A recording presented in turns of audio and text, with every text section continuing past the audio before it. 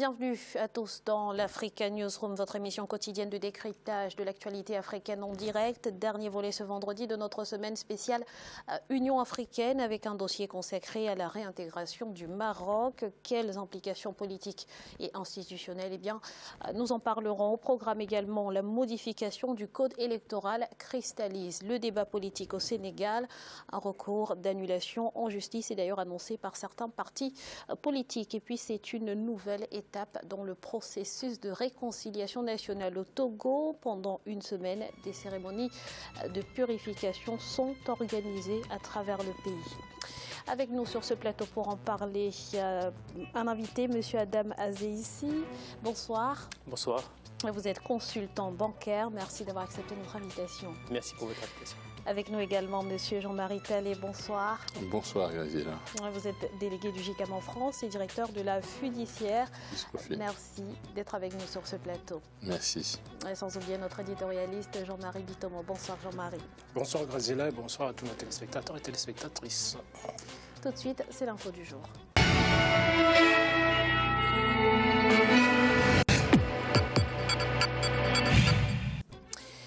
Ce 6 juillet 2017, l'Assemblée nationale sénégalaise a modifié l'article L78 du Code électoral, mettant ainsi fin au débat houleux qui a agité quelque temps l'hémicycle. Le projet de loi doit désormais être promulgué par le chef de l'État, Macky Sall, mais l'opposition ne l'entend pas de cette oreille. On fait le point tout de suite avec Ibrahima Dioumaba.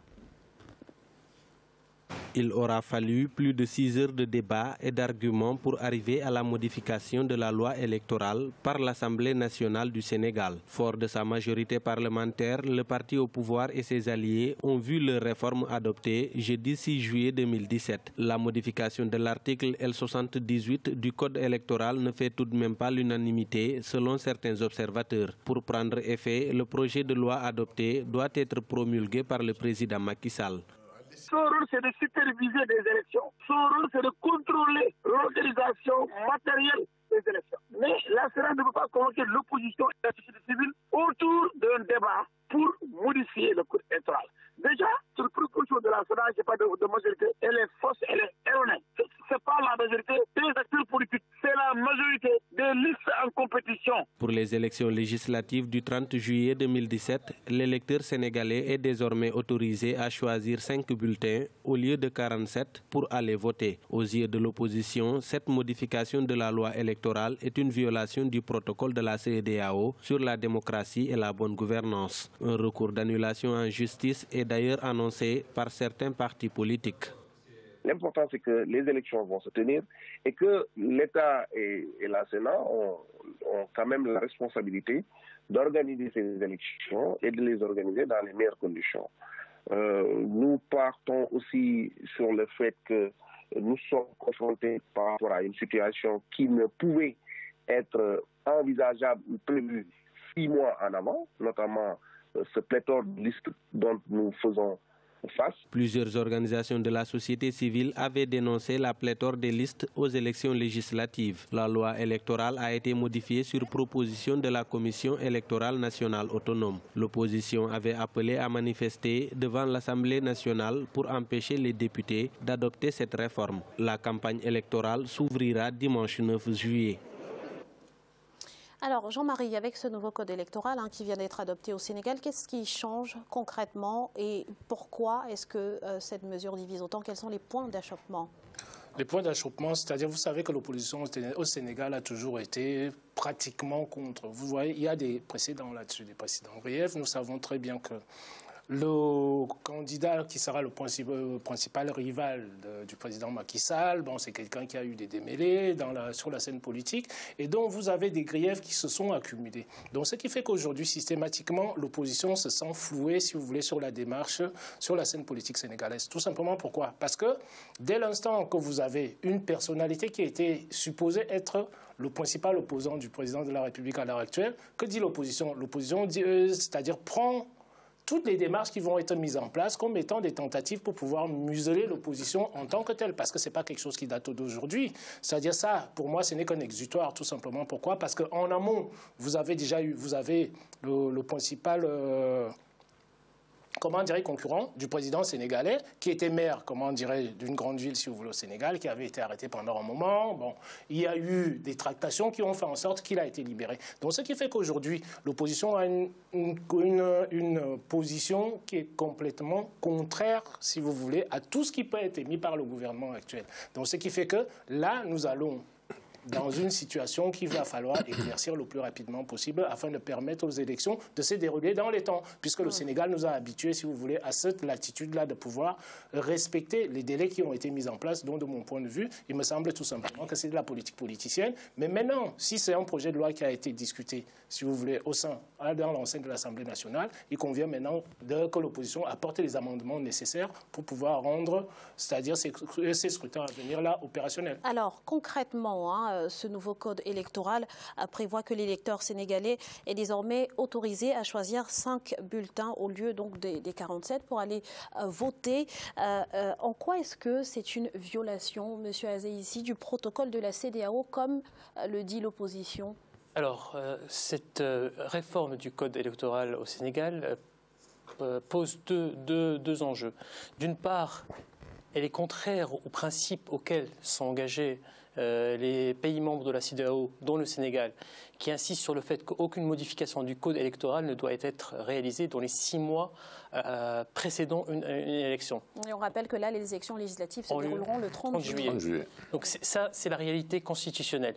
Néanmoins, le Sénégal se retrouvait dans une situation au moment de la clôture des inscriptions dans les listes avec plus de 47 listes électorales présentes dans le processus électoral contre habituellement une vingtaine de listes. 24 exactement. Donc on est dans une situation où il y a un enjeu de respect de la Constitution et d'autre part une volonté du pouvoir de faire en sorte que ces changements structurels des organes composant l'élection au Sénégal ne perturbent pas l'organisation et la finalisation des élections. Et donc l'enjeu est primordial parce que le fait d'avoir autant de listes peut être un élément perturbateur pour le bon déroulement des élections et la conclusion des élections. Donc les opposants à cette réforme se basent sur la constitutionnalité de la réforme, mais également mettent en avant les risques d'aller aussi rapidement vers une modification de la Constitution, notamment qu'il y a un autre problème qui est à mettre en parallèle, c'est la fiabilité du fichier électoral avec la réforme de la carte biométrique qui n'a pas été mise à disposition de l'ensemble des électeurs. Donc c'est ça la situation qui motive aujourd'hui l'opposition à se mettre en avant pour essayer de bloquer cette modification de la Constitution. Une opposition qui justement annonce qu'un recours a été déposé en justice. Jean-Marie, est-ce que tout ceci ne risque pas finalement de perturber l'organisation de ces élections qui doivent se dérouler dans approximativement 3 semaines maintenant? Naturellement, c'est de nature à perturber le déroulement des élections. Mais ce qui saute quand même aux yeux, c'est que l'opposition, contrairement à ce que vous venez de formuler tout à l'heure, l'opposition n'est pas assez claire, n'est pas assez précise dans ses formulations et dans ses revendications. Parce que la réforme du processus était pour accélérer ou en tout cas fluidifier et puis enlever certaines lenteurs dans le processus électoral et en même temps permettre à la démocratie sénégalaise de s'ouvrir. Parce que quand on regarde les réformes, il y a eu déjà une réforme constitutionnelle en 2016 qui a permis de pouvoir intégrer dans l'Assemblée nationale au moins 15 députés de la diaspora. Ça veut dire en gros une ouverture à l'international. Ce que la plupart des pays n'ont pas fait. Donc ce qu'on aimerait voir reproduit dans certains pays, comme en Afrique centrale par exemple. Le Sénégal est un des pays précurseurs. Donc en matière démocratique, si le Sénégal a mené ces réformes qui ont été validées par la Constitution, qui simplement du fait que il y a un dispositif qui relaie de la CEDEAO, qui n'a pas peut-être été respecté parce qu'il faut respecter les 6 mois. Moi, je voudrais qu'il y ait une opposition qui formule réellement des oppositions dans le fond, pas forcément sur le côté superficiel, dans le fond. Quand je regarde dans le fond, j'ai l'impression que c'est de nature à accélérer la bonne gestion de la démocratie à la mode sénégalaise. Allez-y, monsieur Azeïssi. Je pense que la question de la réforme de l'article 78 de la Constitution sénégalaise est un élément utilisé par l'opposition pour mettre en avant les risques aujourd'hui auxquels sont confrontées les élections sénégalaises prochaines. Cette nouvelle structuration du paysage politique avec une fragmentation des partis menace la réalisation et la fiabilité et la reconnaissance des résultats de prochaines élections. À savoir qu'aujourd'hui, on a une diversité de partis et qui ne sont pas suffisamment visibles par rapport aux électeurs. Donc, on a des problèmes de visibilité au niveau des médias, on a des problèmes de reconnaissance par rapport, de la part des électeurs de la force politique. Donc, donc on a des problèmes d'organisation tout simplement. C'est-à-dire qu'aujourd'hui, des experts ont calculé, s'il fallait un électeur passe à peu près 4 minutes pour réaliser un vote, s'il fallait que tous les électeurs puissent voter, ou la moitié des électeurs puissent voter de manière convenable, il faudrait garder les bureaux de vote ouverts jusqu'à minuit et ça ne suffirait pas. Or, aujourd'hui, les bureaux de vote qui sont ouverts entre 8h et 18h ne peuvent pas absorber cette masse. Imaginez une personne qui doit passer récupérer plus d'une quarantaine de bulletins de vote et après voter. Soyons réalistes, ce n'est pas possible. Je trouve que ça contribue à la structuration du paysage politique en tant que tel. Tout à fait. D'un côté, on peut avoir un point de vue, une lecture différente. On se dirait que chacun est libre de créer un parti politique dans un pays, de pouvoir s'exprimer, exprimer ses idées. Ça, c'est une bonne chose. Ça, c'est la liberté dans l'absolu. Mais maintenant, dans les conditions logistiques dont vient de citer, dont vient de parler notre invité, ça pose un autre problème. Ça voudrait dire quoi? Ça voudrait dire que les élections se dérouleraient éventuellement sur une semaine, parce que tous les partis politiques, si on autorise les 47 partis politiques, si vous voulez, à être présents lors de toutes les élections, ça a un coût aussi, il ne faut pas l'oublier, parce qu'il y a un coût supplémentaire. Comment dirais-je? Pouvoir éditer des bulletins de vote pour 5 partis et pouvoir éditer des bulletins de vote pour 47 partis politiques, le coût n'est pas le même et c'est à l'État de supporter tout ça. Donc nous prenions toujours ici là que on sait très bien que toutes nos élections en Afrique, comment est-ce que ça se passe? Ça se passe de la manière la plus simple parce qu'elles sont toujours financées de l'extérieur. Donc il faut à un certain moment retrouver les fonds qui rendent cette opération-là lisible et crédible sur le plan international. Merci Jean-Marie. Il y a le coût, mais il y a aussi également la fiabilité des délibérations.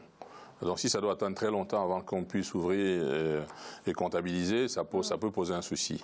Merci. J'ai bien peur que l'abstention soit le grand gagnant d'un paysage aussi fragmenté. Merci à tous messieurs. Dans l'actualité également au Togo, une semaine de purification pour la réconciliation nationale a été entamée et se poursuit. La journée de ce jeudi a été marquée par une cérémonie traditionnelle. Les adeptes du vaudou ont demandé pardon aux ancêtres pour les victimes des crises sociopolitiques qu'a connu le pays. Les détails dans ce reportage d'Aimé Fakofi, notre correspondante au Togo.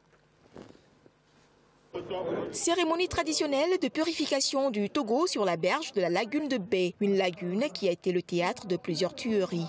Aujourd'hui, le pays tourne ses pages sombres des crises sociopolitiques pour sa marche vers la réconciliation. Chants et danses des ablécis de la forêt sacrée de Bé, puis vint la libation des prêtres vaudous. Ceux qui sont morts par noyade, par incendie, par pendaison, par accident. Même ceux qui vont accoucher et les gens meurent là, les enfants meurent, la dame meurt et autres là, il faut qu'on fasse des cérémonies, c'est ce qu'on a fait. Et on n'impose pas la tradition. La tradition, elle est là, elle-même. Donc tout ce que nous avons fait, c'est ce que les oracles nous ont demandé que nous avons fait. On n'a rien inventé. Une poule blanche et un bélier ont été sacrifiés pour purifier le Togo. Un moment décisif pour les adeptes du vaudou qui ont adressé des prières aux ancêtres. Cette cérémonie de purification est diversement appréciée. Les femmes souffrent, les hommes aussi. Mais ce pays est un petit pays. Nous prions que cette cérémonie soit bénéfique pour nous tous. Le Haut Commissariat à la réconciliation et au renforcement de l'unité nationale poursuit donc sa mission de réconciliation. Une réconciliation, si elle veut être véritable, ne doit pas s'arrêter à cette cérémonie de purification selon certains observateurs. Qui a fait quoi? Qui a fait ci? Qui a fait ça? On ne connaît personne. Ces auteurs ne sont pas identifiés. Normalement, s'ils étaient connus, ils devraient peut-être être amenés à présenter des excuses publiques, à demander pardon au peuple togolais. Rien de cela n'a encore été fait et on parle de la purification. Je ne sais pas pourquoi on veut plus s'occuper des morts avant de s'occuper des vivants. Ça va être compliqué. Avec cette situation, je ne pense pas que le gouvernement soit sincère dans cette démarche de réconciliation ou dans cette démarche de réconcilier les Togolais. Le gouvernement, selon moi, est en train de brûler les étapes et en train de brouiller les pistes. La semaine de purification pour la réconciliation du Togo se poursuit jusqu'au dimanche 9 juillet. Après cette semaine, le HCRUN entend mettre le cap sur l'indemnisation des victimes de troubles politiques qu'a connu le pays en 2005. Monsieur Azeïssi, en quoi ces cérémonies traditionnelles peuvent encourager la réconciliation nationale au Togo ? Alors, ces cérémonies traditionnelles sont un acte national de réconciliation autour d'un événement qui est un héritage de la tradition togolaise pour essayer de faire table rase sur les problématiques qu'a connu le Togo dans le passé. Il faut savoir que le Togo, c'est un pays qui a connu un passé avec des rivalités tribales, ethniques, notamment lors des précédentes élections où des communautés du Nord et communautés du Sud ont été confrontées avec une rivalité et une rancune à l'égard du pouvoir politique. Donc pouvoir organiser un événement commun dans lequel toutes ces populations sont mélangées pour un objectif de réconciliation est une démarche salvatrice pour le pays et une manière de faire table rase sur le passé pour aller de mieux vers l'avant. Alors Jean-Marie, les organisations de défense de droits de l'homme déplorent le fait que les auteurs des actes dénoncés ne soient toujours pas inquiétés. Est-ce que ce n'est pas par là qu'il aurait fallu commencer? Est-ce qu'il n'aurait pas fallu commencer par rendre justice, par exemple? Par exemple, il fallait commencer peut-être aussi par là, mais il y a un retour aux traditions sociales du Togo qui sont un fait, qu'on associe les chefs traditionnels, les chefs religieux et éventuellement les responsables politiques à ce type d'organisation apaisante pour la société. C'est une bonne chose, sauf que derrière le contenu, qu'est-ce qu'on met pour l'après? Est-ce qu'il y a de la sincérité dans tout ça? Parce que là, Aziz a évoqué quelque chose tout à l'heure, donc les rivalités tribales, les confrontations tribales qu'on a alimentées pendant longtemps, pendant des décennies et des décennies, qui ont commis beaucoup de gâchis, qui ont naturellement fait perdre la vie à beaucoup de Togolais ou d'Africains de manière globale, parce qu'il y en a d'autres dans d'autres pays d'Afrique, mais au Togo particulièrement. Donc, comment on résout ce problème-là? Est-ce que c'est simplement passer une éponge là-dessus? Parce qu'on fait une espèce de conférence nationale comme celle-là? Je doute un petit peu. Parce que l'apaisement dans les esprits des gens, l'apaisement dans les esprits de toute la société, s'il n'y a pas un projet au bout, derrière, pour canaliser. C'est ça le plus important. Voilà. S'il n'y a pas de projet, pour le reste... dans ce que Monima est en train de dire. Vous savez, le fait de recourir à nos traditions, c'est-à-dire, c'est tout à fait louable. Tout simplement pourquoi? Parce que sur ce plateau, j'ai toujours mis en avant le fait que nous oublions nos traditions. C'est-à-dire, nous nous sommes tellement tournés vers la civilisation occidentale, c'est que nous oublions ce que nous sommes. Quand vous créez un événement comme celui-là, quel est le contenu que vous y mettez? On sait très bien que le Togo est énormément divisé. On l'a suffisamment répété sur ce plateau. Donc, à partir de là, quand il faut qu'il y ait un fond. Ça voudrait dire quoi? On va faire asseoir les chefs tribaux, c'est-à-dire du Sud, du Nord, pour essayer de leur faire comprendre que la nation est au-dessus de tous. Mais maintenant, il faudrait que les gouvernants eux-mêmes commencent à montrer l'exemple de ce qu'il faut faire là-dessus, et non pas tout simplement partir sur des incantations, des prières.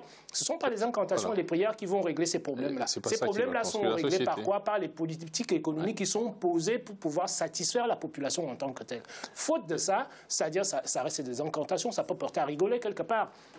Mais quand on fait référence à nos traditions, ça a un poids quelque part, à condition de donner, si vous voulez, un contenu, un fond qui fasse en sorte que, quand les chefs s'assoient, ils se disent que, bon, on va peut-être vers la révolution des problématiques que nous rencontrons dans notre société. Tout à fait, mais je pense qu'il est très important, d'une part, de faire le bilan sur le passé pour éviter de reproduire les erreurs du passé dans l'avenir, mais ne pas ressasser le passé pour ne pas bloquer l'avancée du pays. Le fait de maintenir ces tensions et ces rancunes est un frein au développement du Togo.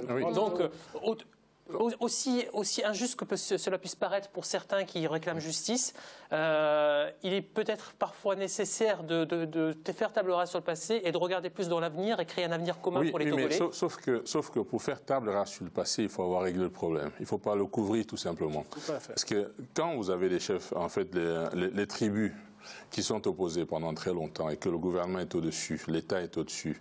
Alors que fait l'État pour que cela ne recommence pas et que ça ne recommence plus? Donc ça veut dire en gros quelle est la projection, et quelle est la direction et la vision que donne l'État. Ça, il faut le faire. Vous voyez le Rwanda, par exemple. Oui. On sort d'une période qui a été très difficile et très dure pour le monde entier et pour les Africains en général et en particulier, et surtout pour les Rwandais. Mais je pense qu'ils ont réussi à réconcilier, à donner une vision commune et une vision projetée du pays. Et il faut que le Togo soit capable de le faire aussi. Merci à tous pour toutes ces précisions. Nous allons à présent marquer une courte pause. On se retrouve dans quelques instants pour la suite de l'Africa Newsroom. À tout de suite.